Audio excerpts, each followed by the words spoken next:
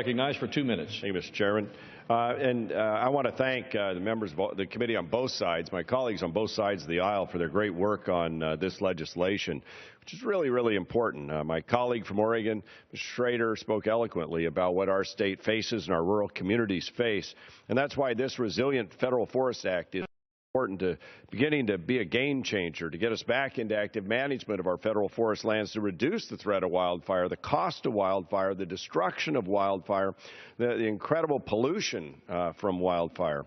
As we speak here today on the House floor, brave firefighters are still trying to contain the Corner Creek fire, which has already burned nearly 29,000 acres of forest land near Dayville, Oregon, in my district. 29,000 acres already burned.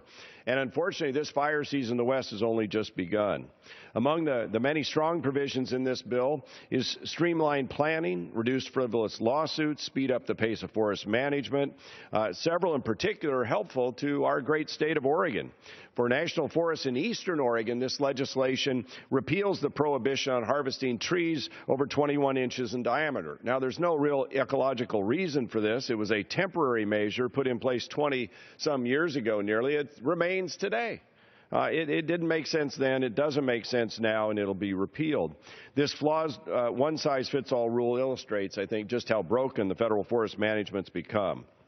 So it greatly limits the flexibility forest managers have to do what's right for the health and ecosystem of the forest, to make them more resilient, more fire tolerant.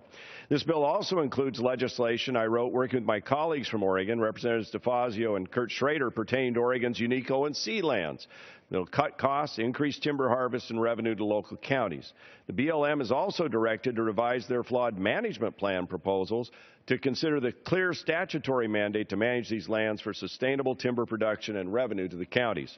Finally, one look at the fires around the West makes clear that the status quo simply is not working for our forests, for our communities, or for the environment. We need to do better. This Resilient Federal Forest Act will do that. It'll bring better and healthier forests and healthier communities, and I thank the committee for taking a piece of legislation. Encourage my colleagues to approve it. Gentleman from Pennsylvania.